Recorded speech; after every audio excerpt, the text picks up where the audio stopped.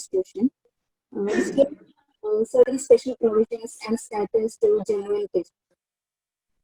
From that day onwards, Kashmir is under siege, and the COVID-19 pandemic has made the situation even worse.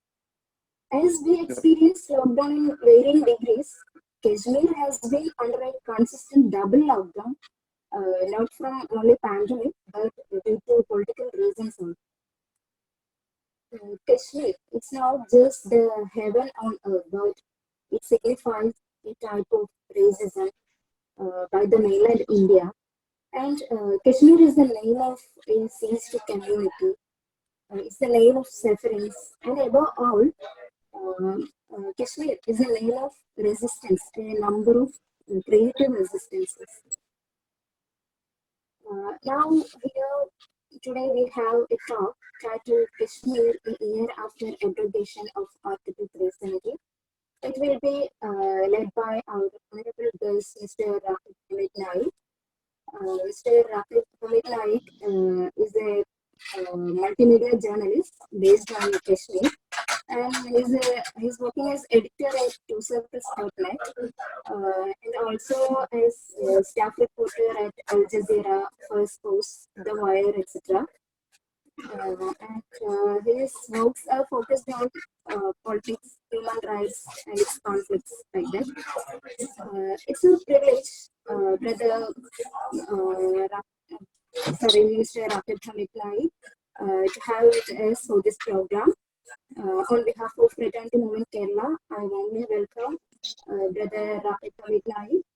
I also welcome all of us this program from different parts of the world. Now, I respectfully invite Brother Raqib Hameed Naik to deliver his speech. This session will be conducted as a Q&A session. We will ask some questions to Brother Raqib Hameed Naik, and he will answer to those. Okay, then let's start with this question. Sir?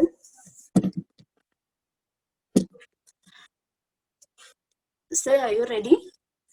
Yep. I'm ready. Yeah. Okay. Thank you for inviting me, first of all. So, yeah, let's go ahead. Okay, so our first question is, how do you see the abrogation of this Article 370 as a part of Hindutva project? Well, I mean, this is actually this is not just the BJP who did it. This was actually the RSS that wanted to do it for a pretty long time. And they were not after Kashmir and Article 370 just because they won in 2014. They have been after Kashmir and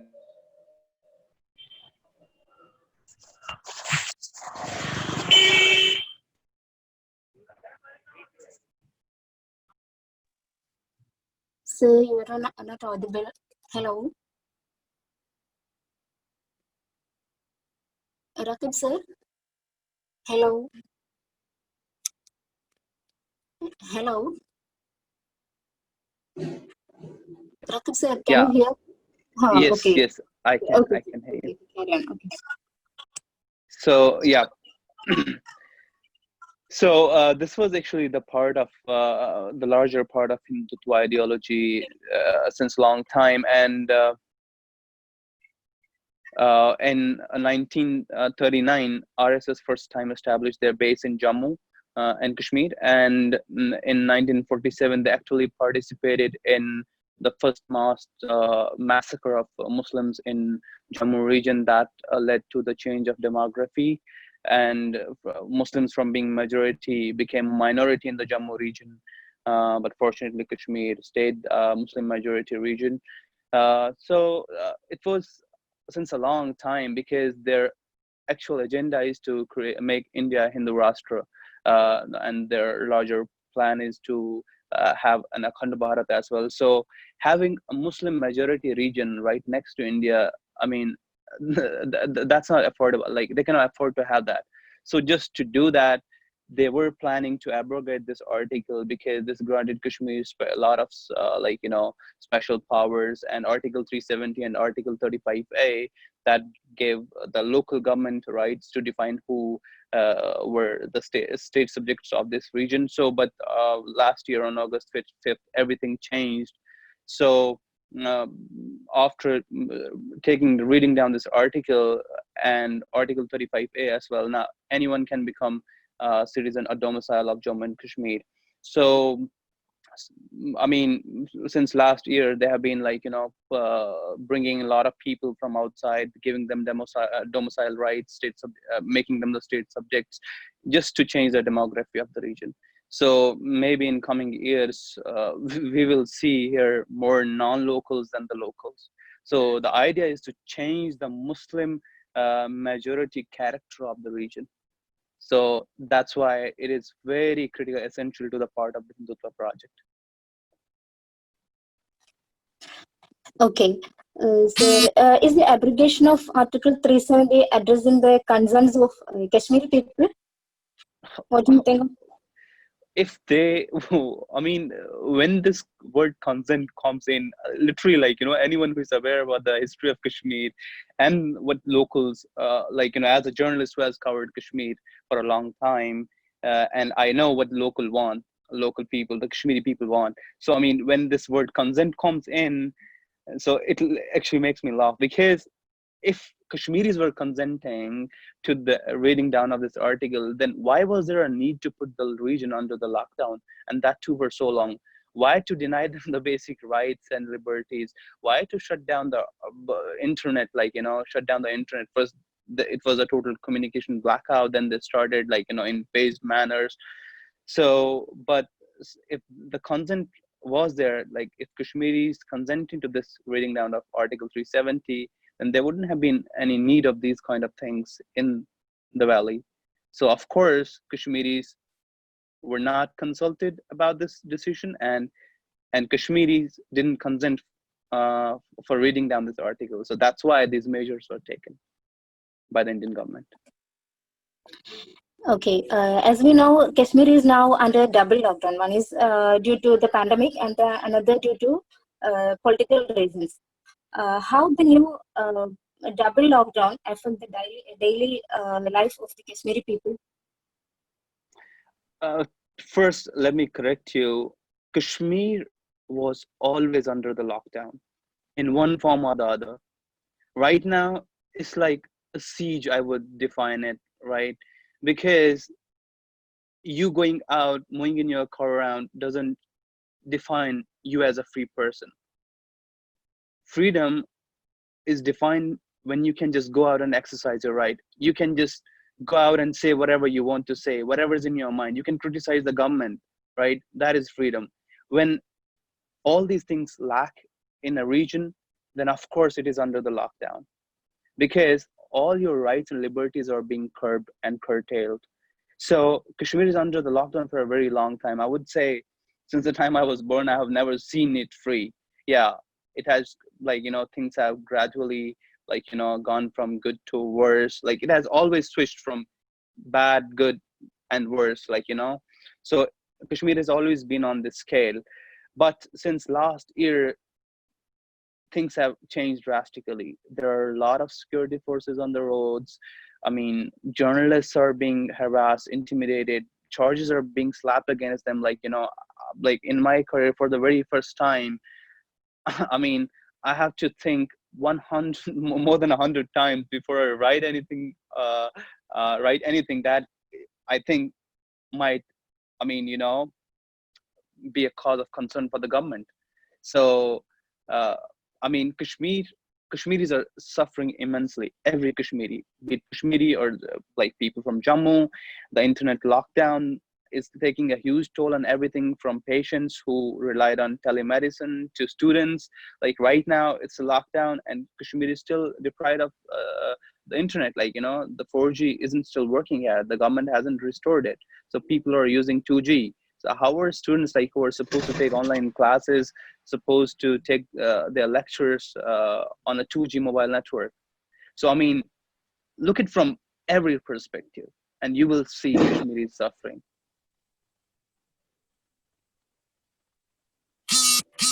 Okay, now it's 1 year since Article 370 was scrapped.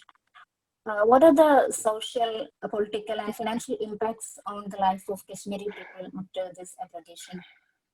I'll start with the economic impact. It's disastrous. I mean, billions of dollars in losses. Nearly 500,000, 5 lakh people have lost their jobs.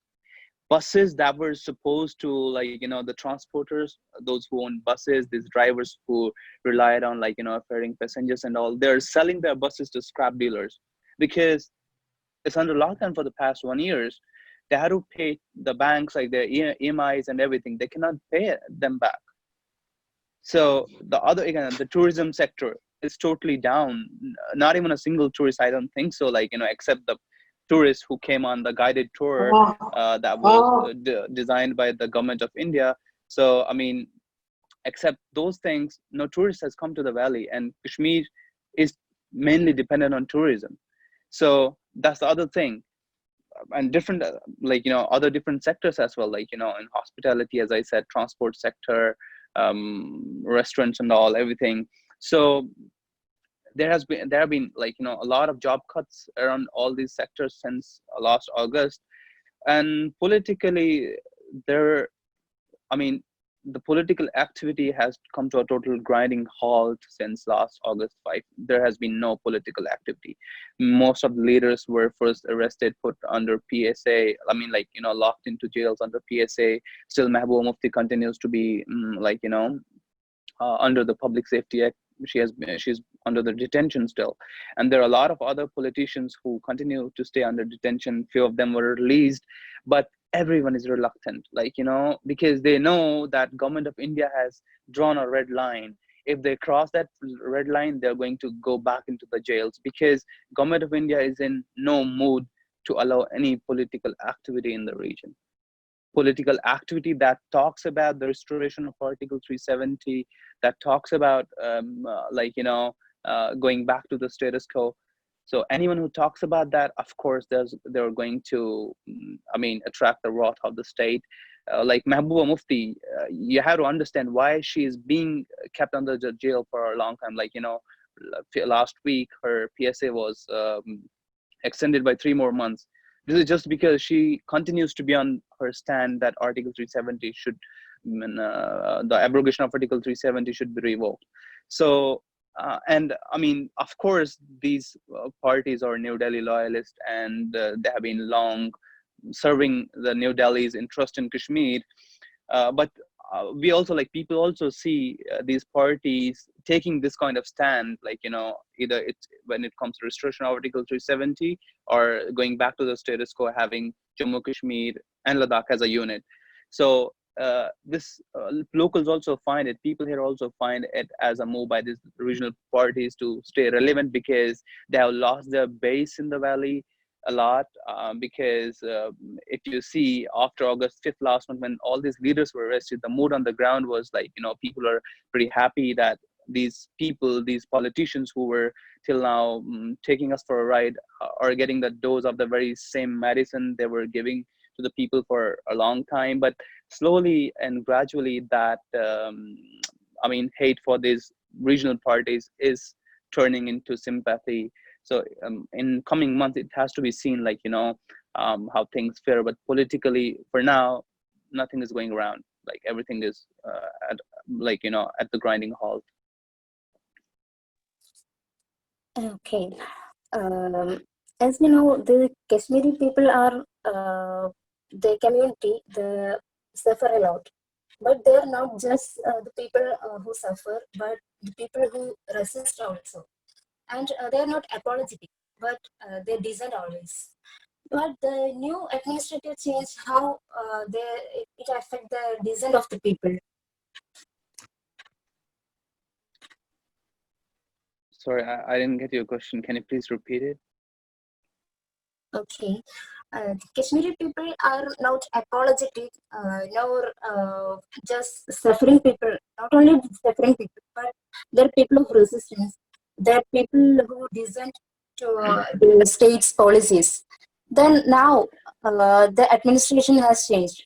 Then how the new administrative changes will affect the people's dissent? That I meant. You got it? I mean, yeah, I got it. I mean, Dissent and resistance. I mean, Kashmir, if you had to trace the history of, like, in the region, if you had to trace the history of resistance and dissent in whole, I mean, South Asia, or, like, continent. So actually it has its origination in Kashmir as well. Like, these things started from Kashmir, and this has always been part and parcel of Kashmiri lives to dissent and resist anything that is antithetical to their interest, either political, social, or economic. But since last August, as I told you, things have changed. The state has drawn the red lines. There is huge presence of security forces. So anyone who comes out and speak, they'll be put behind the bars. They don't need any reasons. Like, every other day, they are bringing in new laws. Like, for example, like last week, let me give an example. Any employee, state employee, who was involved in anti-national activity, you had to understand, like, how this regime, this party in India, is using this national security web to entrap all the dissenting voices, all the critical voices. They can just, like, put, like, oh, this person is an anti-national, and that justifies, like, they don't define, they don't explain, like, how they're anti-national. They just put a tag on you and put you behind the jail. So for them, being anti-national is someone, being an anti-national is a person who speaks against their policies, against the party policies, that is BJP. So what they have done is, like, they have used this anti-national tag to jail the dissidents and resisting people in India as well as in Kashmir. So in last August, there were thousands of people before the abrogation of Article 3. 70,000 people were picked up and put in jails. Many have been released, the government says, but I don't, I mean, I would neither believe that. I mean, so, I mean, a lot of people still continue to be under jail, in the jail, for speaking up. So that dissent and resistance has actually taken a backseat. There is silence in Kashmir, this dead silence, and this is unnerving a lot of people, because Kashmir has never been this silent. And when such a major uh, change, like, this major policy change was taken, which stripped them of their identity, actually. So why this silence? That is a cause of concern for even the government and the locals, like, and the analysts who have been analyzing Kashmir conflict for a very long time. But as for my experience, like, I spoke with a lot of people since last year. I see this as a pattern of, like, Kashmiris know that this is a long struggle now, because I don't think so. If I mean, there were a lot of protests in some parts of Kashmir, but still, the scale of the protest wasn't that big. So, but I mean, Kashmiris see this as a part of a larger struggle. So that's why, I mean, for now, dissent and criticism, and the resistance has taken a backseat. But I don't know how long this is gonna go for. But in coming months and years, it would be very interesting to see how people react to this continuous assault, because it's not just Article 370 and rescinding of Article 35A. The subsequent measures brought in by the government are also antithetical to the interests of Kashmiris. So it has to be seen how the locals resist, or dissent against these decisions in coming months and years to come. So, what do you think? The Kashmiris, in Kashmir itself and all over India, they're haunted by the state at this scenario also. What do you think? Including Kashmir journalists and Kashmir photojournalists, students, etc. Yeah. So it's a very sorry state of affairs. Like, the journalists are their first target. So journalists, students, like, recently there was an arrest of a Kashmir University student, who has been booked on the UAPA terror charges. So Kashmiri journalists as well, their work is being criminalized. I mean, if they don't, like, push for or write anything, I mean, government is very critical right now. Like, they are not ready to accept any form of criticism or dissent from the journalists as well. They don't want journalists to write what government wants them to write. They want stenographers. They don't want journalists working in Kashmir. So anyone who crosses that line, they have created few examples as well, like that of Gahar Gilani, Masarat Zara, Pirzada Ashik. They filed terror charges against them. So others, like, Nasir Ganai and the others, they booked them, they charged them under various sections and filed affairs against them as well. And last week, only a day before Eid, Qazi Shibli, who is the editor of Kashmiriyat, he was booked once again, and he has been sent to the jail once again, and he was under detention for a very long time. There is another journalist, Asif Sultan. He continues to be in the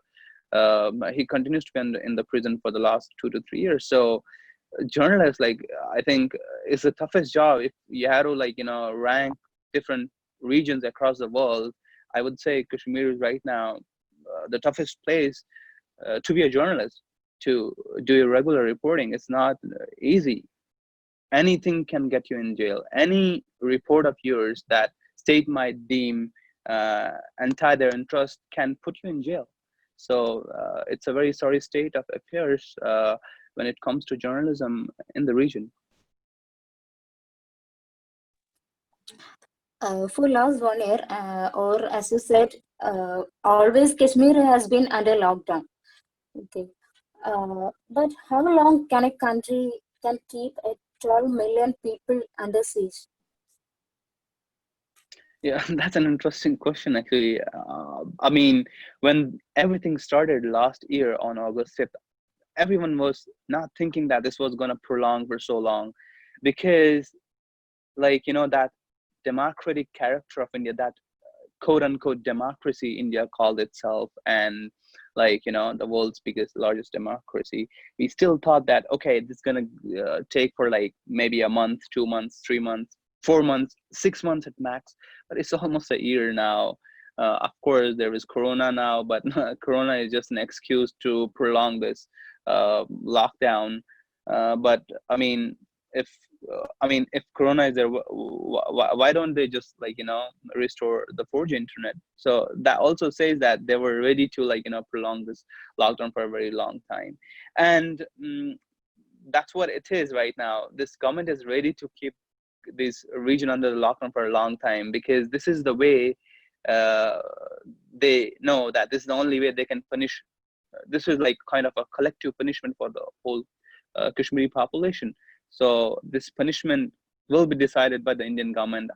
For how long it's gonna take, it's all up to them. I mean, but I don't think so they can keep people locked down for so long, because at one point your capacity to bear oppression or to be tormented by the state comes down drastically. So that tipping point has to be seen how long Kashmiris can take it for. So it's just a matter of time before we see Kashmir erupting again. So I would say it's better that Indian government comes back to its senses and restore the normal life in Kashmir, and just take out this lockdown once for all, because except the political solution, there is no other solution. Okay. So my next question is, I don't know whether it's a controversial one or not. Anyway, let me ask it. Okay. What's pushing the present generation of Kashmiris towards militancy? Is it too critical approach? To be very honest, I mean, I cannot judge Kashmiris for their actions. I mean, like, whatever they're doing, it's everyone has an individual personality, so they know what they are doing. So me as a Kashmiri, uh, when I was working when I was studying in the college, I saw all these things, and I chose pen as a path to resist the state, to raise the voices of the people. But for some, it's the gun. But to be very honest, me myself, I am against any form of violence, any gun culture, because violence begets violence. Because more the guns in the region, the more Kashmiris are gonna die. So ultimately, it's our land and it's our people who are dying. And we feel very sad when people from other states, let's say Indian soldiers, like other people die on it, because ultimately our land is getting drenched in the of the people. So blood of the people. So that's a very sad thing that we have to see at the end of every day, and that's happening in the valley. So, I mean, it depends on the situation as well, because there were cases where police officers or the security forces are all pushed youth towards the militancy. They harassed them, intimidated them, tortured them, and at the end they didn't have any other option but to join the ranks. But again, I would say, as a society, it's our responsibility, and the government, I'm saying it again, they have to come back to senses, because it's the lava right now in Kashmir. If they don't take corrective measures with the cold head, it's going to explode. Because over the last 6 months, nearly 85 to 95, these are informal reports, 85 to 95 young Kashmiri men have joined the militant ranks. And violence is increasing day by day. Since over the last 1 year, nearly 230 people have died in Kashmir. So the government claim of bringing peace and stability to the region, and downgrading the cases, incidents of violence in the region is a farce, is a lie, because the cases are increasing day by day. So that's it. I wouldn't like to add anything on it, because how's the situation right now. I wouldn't want myself to be in a spot. Okay. The Indian mainland, except some moments or some activists, the public concerns is always silent on Kashmir and Kashmiri issues.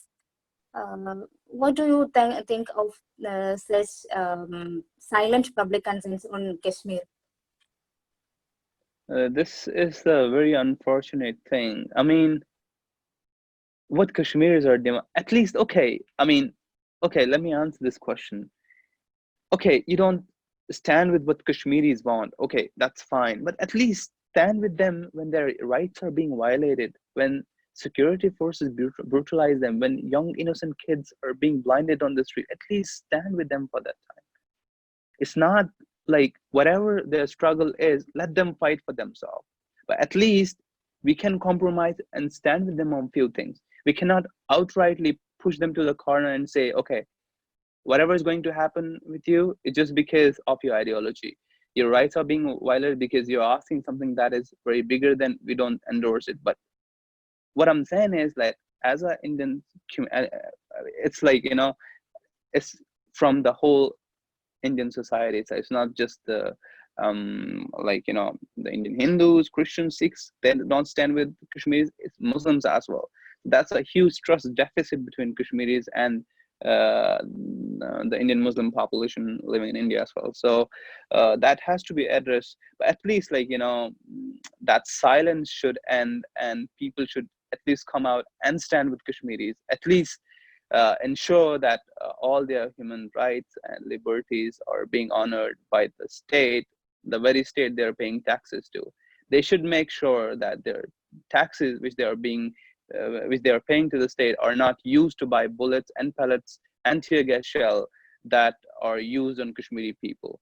So we have to make this. As a community in India, we have to make these things as our priority as well, because today it's Kashmiris, tomorrow the state is going to come after you, because they know that these are the very same people who remained silent, who were mute spectators to human rights abuse in the valley. So why not go after them as well? So it's just a matter of time when they are going to come after other communities, other people as well, those who believe in dissent, resistance, and criticism. So my last question is, how the people of Kashmir is looking forward or towards the mainland Indian Muslims. What are the expectations for a Kashmiri from an Indian Muslim other than Kashmiri? As I said in my earlier answer, there's a huge trust deficit between both the communities, because, of course, Indian Muslims haven't done I mean, they haven't stood with them on a lot of issues. As I said, that human rights is something that is common between, like, Indian Muslim community and the Kashmiri community. At least on those grounds, they can come together and support each other. That that state honors and respects the human rights of the people, both in Kashmir and the Indian mainland. But on that part as well, we haven't seen a lot of activism coming from the Muslim community. They have remained a mute spectator to human rights abuses going on in the valley. So that is leading to this trust deficit. So, I mean, first of all, we need to address that thing. And I think the young Indian Muslim community, the leaders which we have got over the past 1 year during the movement in India as well. So, I mean, the burden is on their shoulders to bridge this gap, to come forward and try to, like, bridge this gap between the Muslim community in India and the Kashmiris back in living in the valley. And it's not just the religion. I mean, every like-minded person, like, who believe in human rights, liberties, who believe in dissent, resistance, and criticism. I mean, they all should come together, irrespective of their religious affiliation. They should come together and support each other, because, as I said, we shouldn't allow state to create a model of repression, of oppression, of human rights abuses. Because if you allow state to create a model, then they always look out for the same set of population where they can reuse those kind of models. So what Kashmir was experiencing till now, over the last 1 year, we saw the very same model being implemented in Uttar Pradesh and Delhi. So why did that happen? That wouldn't have happened if the people back then would have stood up with Kashmiris and spoke up against these abuses in the valley. So we allowed state to perpetuate violence on Kashmiris, and at the end, last year, we saw the same violence, same model being applied in Uttar Pradesh and in Delhi. So, and few other states as well. So, I mean, it's really, a high time when Indian Muslim community, and, as I said, other people who believe in these kind of things, irrespective of their religious affiliation, come forward and try to bridge this gap and stand with each other.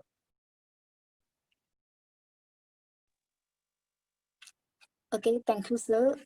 Thank you for sharing your views and opinions on Kashmir. And now the time for audience. You can ask your queries on the same topic. Yeah, You sure. can ask either using mic or can comment on chat box. Please make sure that you are commenting or you are using the chat box as public, not as private. Okay. I believe that one of the reason for this oppression is the community too. The religion too is the reason for this oppression. And in that sense, the mainstream India, I'm specifying the mainstream Indian community, as in an organized manner, didn't take such a view on the Kashmir oppression or whatever happening in the Kashmir right now. And I would like to know how Kashmiris and how the journalists are pursuing the current stand Indian Muslim leaders. That means the mainstream mainland India. Hope the question is clear. So, Okay. Okay, so we can just take in a few more questions and I can answer each question, like, in sequence. So we can take a few more questions. I'm just taking the notes. Yeah, any more questions?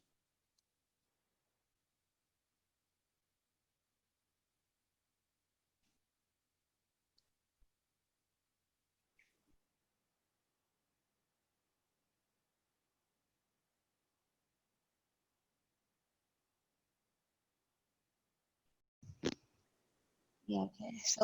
So I guess the last question was about, I mean, how Kashmiris are reacting towards the Indian mainland, right?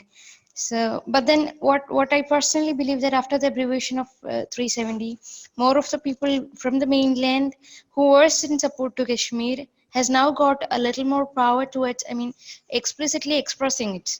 For it is something which is a really blatant injustice which is happening. So that kind of, I mean, explicitly some sort of solidarities from the mainland? Do you feel such some a difference like that or something? Uh, I mean, what happened last? I mean, see, there were even Congress party was also rejoicing the abrogation of Article 370. This, I mean, few of the leaders said that, oh, we silently diluted the article 12 times, and like so I mean, whatever happened post August 5, the complete silence from the Indian civil society as well. Few did speak up, bearing few did speak up, but the local public, everyone was celebrating as if, I mean, something big had happened. But I mean, in Kashmir, this trust deficit, as I'm talking about, it didn't come since last year. It's been there for a very long time, since 90s. I mean, Kashmiris have suffered so much that they have, like, Kashmiris have even lost the count of, the things they have suffered. So that solidarity from the Indian mainland has been, or has always been missing. Like, bearing few, and Kashmiri people also know that if there are people who speak up for Kashmir, they are mostly come from the southern India, like especially the state of Kerala and others. But from the other parts of India, there has never been a voice that supports Kashmiris. I mean, whatever their demands are. I don't want to, because I'm just not mentioning the real. I'm not using the real terms, like that. They are very political in nature, and we very well know, the situation in country right now. Like, I mean, you speak these words up, and the other thing, you will find yourself in a small cell in a jail anywhere in the country. So I mean, so let me restrict my answer to that only.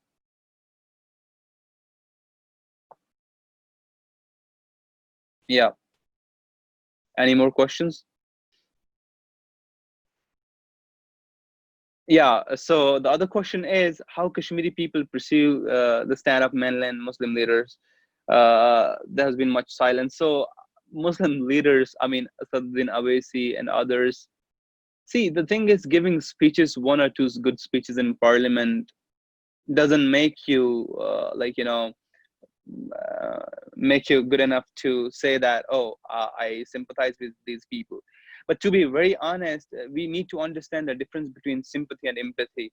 And what Kashmiris have been asking for is empathy, not sympathy, because we have seen a lot of sympathy over the past more than 3 decades.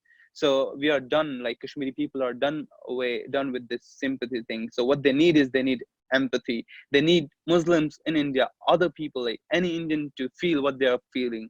They want them to be in the shoes, the very same shoes Kashmiris have to stand on every day and feel the heat of that, being in those kind of shoes. So I mean, that's what Kashmiris feel. But the Muslim leaders, especially Awaisi and others, most of them, they have been silent on this issue, and few also supported the government decision of reading down this article, because they think this was in the national interest. But I mean, that silence is continuing, and Kashmiris, to be very honest,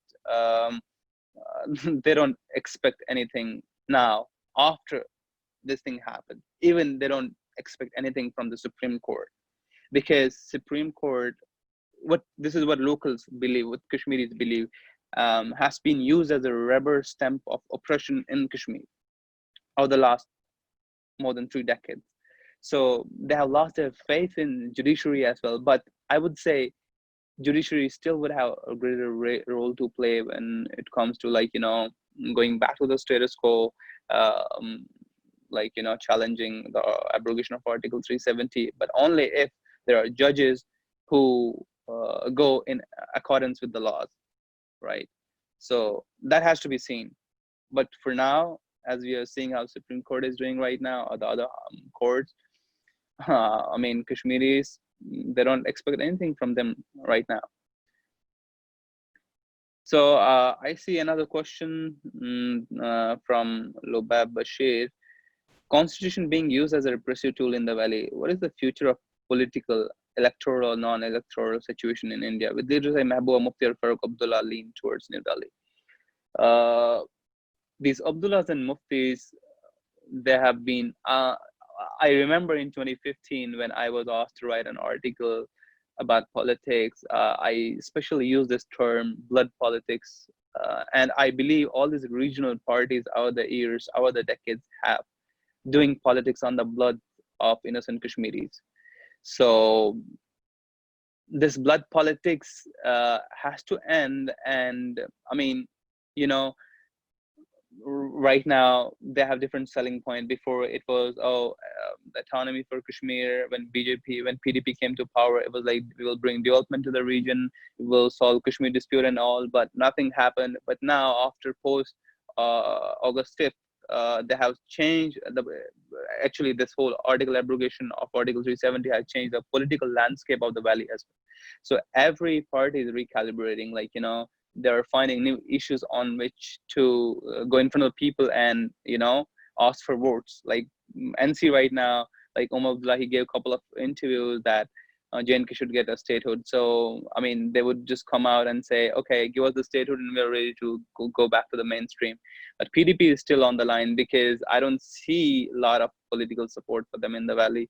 But still, to stay relevant, they are trying to, come up to stay with the status quo, to take back the revocation of Article 370 and all.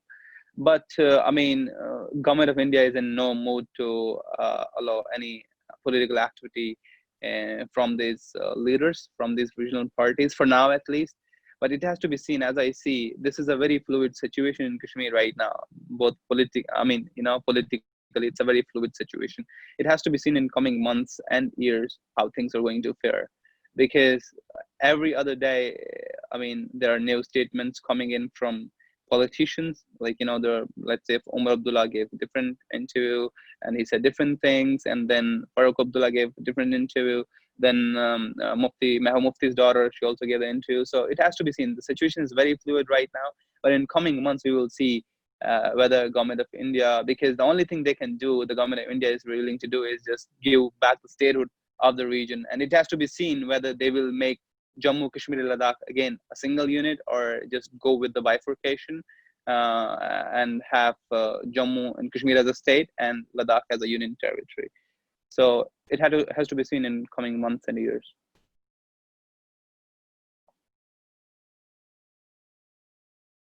Okay, any more questions?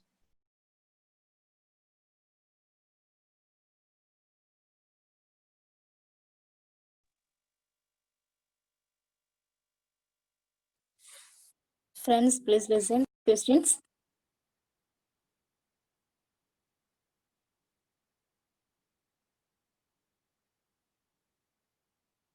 So there's a question in the comment box.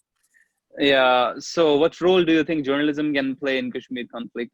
Journalism has been playing a tremendous role in highlighting the sufferings of Kashmiri people since a very long time. It's not just today. Like, what do you see right now?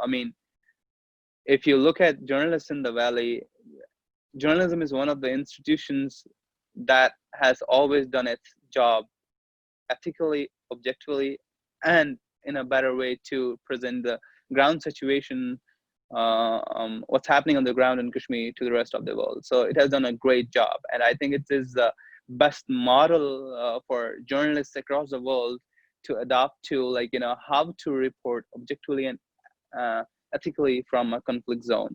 So journalists in Kashmir, to be very honest, and I'm not saying it just because I am a Kashmiri myself and a journalist myself, just because I see how hard work, despite all the restrictions, intimidation, harassments, like a couple of journalists were also killed, but still every day they got out to report from the ground, despite braving all these odds. So, journalists have done a great job, and in years to come, it has to be seen again, because government of India is restricting free speech and expression in the valley.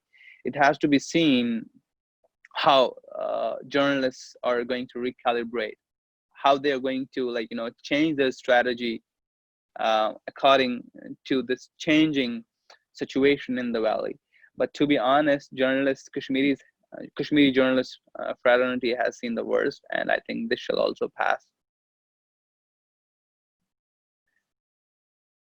Um, Another question: what is the attitude of Kashmiri people towards Mahmood Madani politics? Uh, uh, I mean, I can only laugh at this. See, that's a problem. I mean, when you start seeing everything from the national interest perspective, then I mean, you turn a chauvinist, you turn a fanatical patriot who don't see anything beyond his nation, neither the human rights or liberties of his people nor anything. So that's what his politics is like. He was like, Article 370 was removed for good, I think he said in a couple of statements. But I mean, that is just like, see, Kashmiris are not asking just Muslims, like, just because you're a Muslim, you have to sympathize with us. They are asking Indians to just see their history, how Britishers ruled them, and what is happening right now in the valley. And they're asking a simple question: do you justify these actions of India in Kashmir? So they're asking this basic question. You don't have to be a Muslim to be on the side of Kashmiris. You just have to be a human who believes in human life and dignity, a human who believes in rights and liberties. You just have to be human to sympathize or empathize with Kashmiris. You don't have to be Indian. You don't have to be a Muslim. You don't have to be a Hindu or anyone.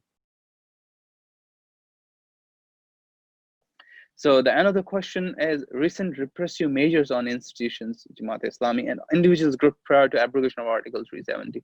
How bad it has affected the daily life and movement. How long it will take to rebuild the previous situation. To be honest, I don't know. It's all up to the government. As I said, situation is very fluid right now. Every day they're bringing in new laws, new directives. So it has to be seen in coming months and years, like, what's going to happen. Because as I said, and this COVID situation also complicated the things. So like right now I'm in Jammu, I cannot go to Kashmir due to the COVID lockdown. So I mean, the COVID has also complicated things. So as I said, in coming months and years, it will become pretty clear, like, how these things are going to impact and the overall situation in the valley, and how people are going to like rebuild their lives as they were before Article 370, abrogation of Article 370. So we have another question. Does Kashmir have that elected press club body, or it has been dissolved? They still have that elected press club body. Yeah, it's still active. It hasn't been dissolved yet. So it's Kashmir Press Club. So we have one more questions. How you find the impact of the so-called international support on the ground in Kashmir, especially during the recent Islamophobia in India campaign? International support, like a lot of countries have been speaking up for Kashmiris. That's a good thing. But the other problem is internationally, India is a very big market. No country who have interest, because right now in this whole geopolitical situation, um, every action of a state is dependent on the economic interests. So India is a big, huge market, and no one would want to lose this big market. So that desists most of the states, most of the countries from issuing any direct statement with related to Kashmir.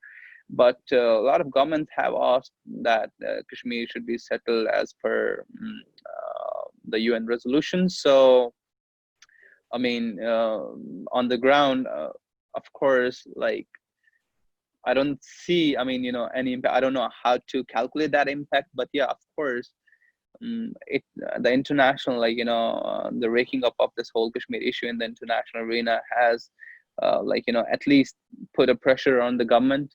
And we saw the recent Chinese takeover of some parts of LAC, line of actual control.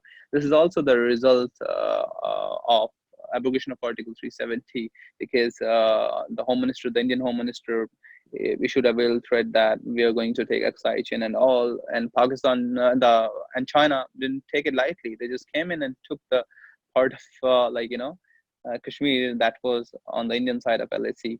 So yeah, so a lot of action to see in coming months, of course. Has we have another question. Has global solidarity to Kashmir in any way put pressure to Indian government, or did it be a reason to target the Kashmiris? So yes, of course. I mean, it does put pressure on the government to do things right, and that's why I see prolonging of this lockdown as one of the direct results of the international pressure. Because if because the international community is monitoring Kashmir situation, and if this lockdown is taken off, the internet is restored, then of course a lot of Kashmiris are going to speak up, so I mean that is also one of the reasons why India is taking these countermeasures to keep people keep people shut. So yeah, but yeah, there are other good things as well that has happened as a result of the international attention and solidarity that has come the Kashmir way. So yeah, of course, some good things, but of course some countermeasures from the government as well. Another question: it's unusually experienced in the university spaces that the Kashmiri students complained about the Indian Muslim students are not radical, taking a high moral value. I mean, I myself studied from Jamia Millia Islamia, and I remember one time. I mean, uh, we're not. I mean, Kashmiris are not just targeted by, we say, right-wing people, but of course sometimes that target comes from our own community, the Indian Muslim community as well. Like me myself, I was called one time we were having this discussion, and someone from the Muslim community said, "Oh, you people are terrorists down there, stone pelters and all." So I mean, that's, I mean, that has to change, but I don't know how that change is going to come, at least from educating yourself, making yourself aware about the history of the Kashmir, not the history that RSS wants you to read, the real history that is out there on Kashmir. So you really need to understand the history, the complex history of the valley, and also keep in mind the aspirations of the Kashmiri people. Okay, another question is there any specific mechanism working among the Kashmiri people to address the illegal arrest and detention? What are the work done by human rights groups?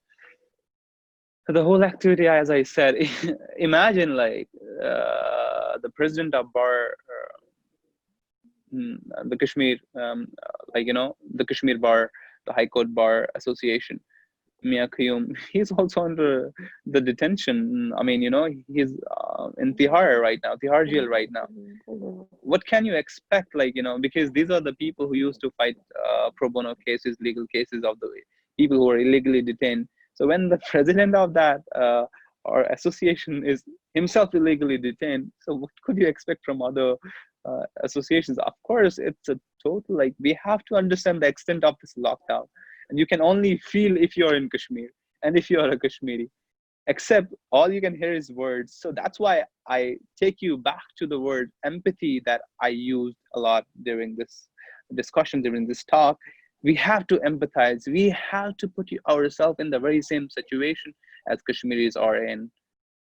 Because if you're just going to listen to me, go back into your room and say, oh, Kashmiris, oh, I mean, bad things are happening to them, or we sympathize with them, then it's not going to work. It's just like you hear from one ear and it goes out from other ear, and you just move on with your own life. So, I mean, people really need to start empathizing with the Kashmiri people and feel what they are feeling. So another question is how the Kashmiri people looking into the solidarity from Pakistan, especially the emotional speech and all by Imran Khan in UN Council. I mean, as a Kashmiri, I speak for Kashmiris. I neither speak for Pakistan, I neither speak for India. I speak for my people because I have worked, whole of my work has been surrounded in the valley. So I can speak better on situation in the valley than what Pakistan thinks or what India thinks, because Kashmir belongs to Kashmiris and it doesn't belong to anyone else.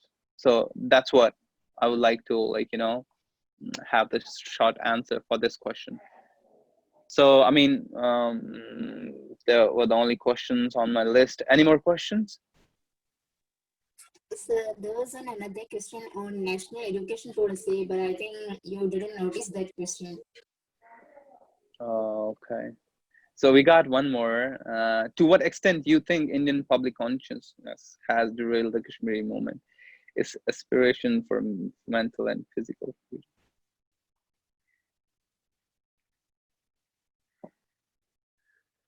I mean, it's pretty understood. Of course, I mean, what that's what I've been saying all along, that what other people think won't define or have an impact on what Kashmiris think, because what they've been fighting for is not just like, I mean, they haven't been fighting for this thing for just 2 3 years or 3 years. They've been fighting for this thing for a very long time, for decades, for many decades.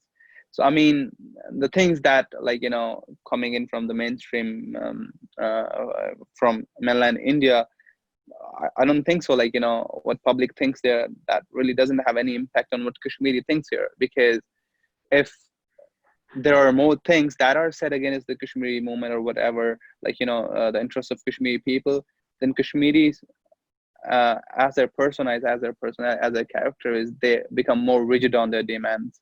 So I mean, I don't think so that is going to have any impact on the way Kashmiri people think. So another question: is there any possibility for a plebiscite in Kashmir? Is it really capable of ending oppression, Indian occupation in Kashmir? Okay, interesting questions, but the answers are too political. And yeah, I mean, India promised plebiscite to the Kashmiri population. So a sovereign country that promised plebiscite, holding a referendum in the region. So it's all up to that sovereign country to fulfill its promise.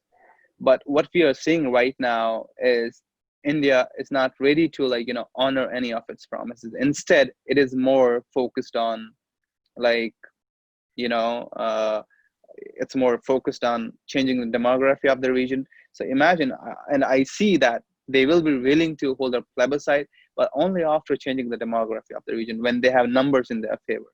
Because if you go post August 5th situation and hold a plebiscite, of course, like, whatever the options are, the majority Kashmiri population will just, the result will be in their favor. So that's why, I mean, they took this decision, and now they're changing the numbers. So the population, the demographics are changing.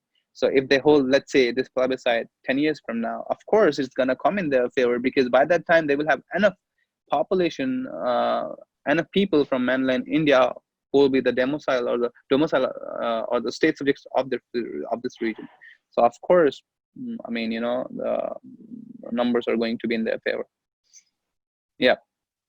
So I don't see any other questions. So yeah.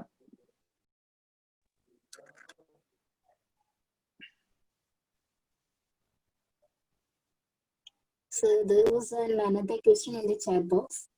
May I read it? Yeah, go ahead. Okay, it was asked by Haifa Banna.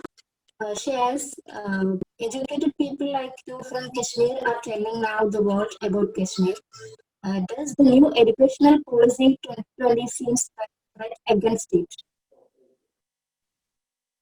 Yeah, I educate people like you from Kashmir are telling now the world about Kashmir. Does the new education policy seem like a threat against it?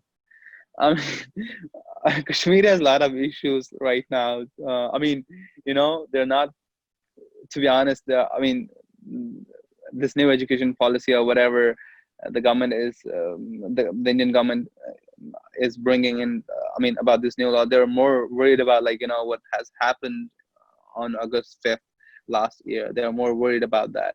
So right now they're more focused on, like, just getting back their basic rights and liberties than the new education policy. But of course, like, as you saw, it's like RSS themselves, like, RSS said that 60% of our demands were met.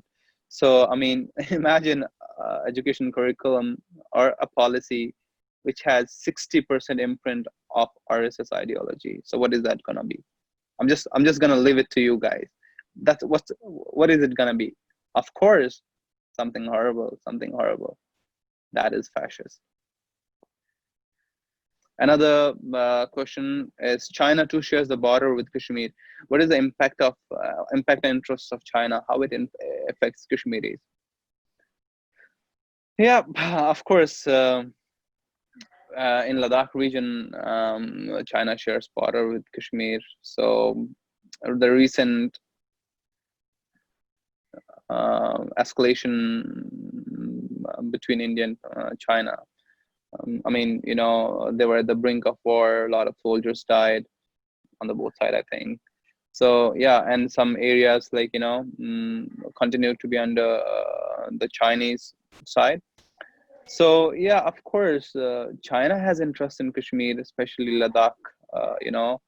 Doklam, and I mean, there were a lot of times when India and China came face to face on LOC, but this time it went way beyond, and they were both at the brink of war as well. So of course, China has a lot of interest in Kashmir, and Pakistan and China, I mean, share the common, I mean, common objective for common foreign policy objectives when it comes to Kashmir.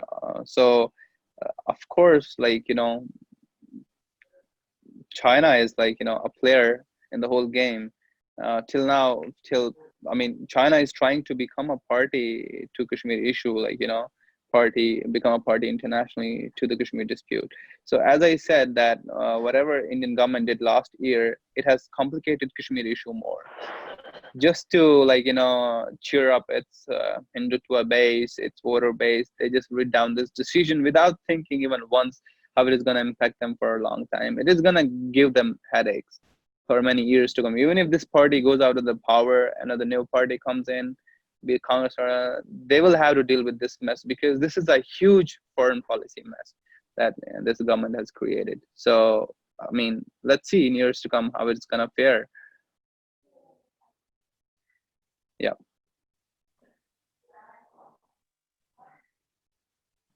What are the existential questions raised by the educated people of Kashmir in front of the Indian society from the identity of Kashmir and the geographical territory?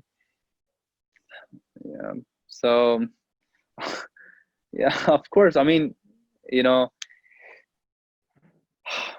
existential questions. Of course, the Kashmiris want to have a life. Like, I mean, sometimes, right now I'm in Kashmir myself. Yesterday I had to come from my hometown to Jammu. I mean, so I mean, it's such a hard time to even travel here. And coming back to like, let me answer. I just wanted to skip your question, but let me answer it. I mean, what happened last year on August 5th was actually an assault on the existence of every Kashmiri. So I mean, we don't even like Kashmiris don't even ask these questions now. I mean, they're fed up with asking.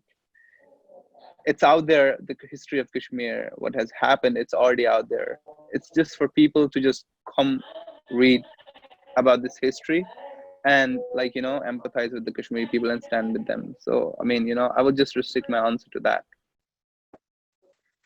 Any more questions? So let's conclude. And finally, what sort of appeal do you have to the mainland Indian people, including us? What advice?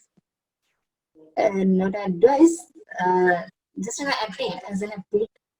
What do you have to say before we? I'll just say one thing, because I won't like ask for like, I mean, I'm not going to like be a politician or like I'm a journalist, because as a journalist, when I go on the ground, I report on the stories because I cover human rights and conflict. So I see like, how people are suffering on the ground, and that makes me to empathize with them. I go back again to this like empathy and sympathy thing. So my only appeal would be to empathize, because the sympathy is not going to work anymore. Just empathize with the Kashmiri population. Just feel how they are feeling. Just be in their shoes. At least put yourself in their shoes, how they must be feeling. And rise up and speak up against the human rights abuses that are going in the valley. At least just this small thing. Rest, yeah, that's it. Lubail Bashir, do you want to ask something? You raised your hand, that's why I'm asking.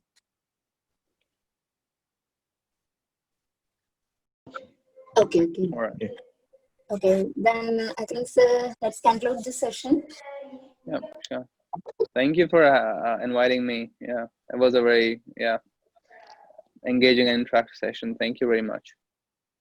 Thank you, Raqib sir, for sharing your precious time with us. And we are very happy to have be with us on this day. And thank you all you have watched, engaged, and made it a successful discussion. On behalf of Fraternity Movement Kerala State Committee, I'm thanking you all once again. Okay. Yeah, thank you.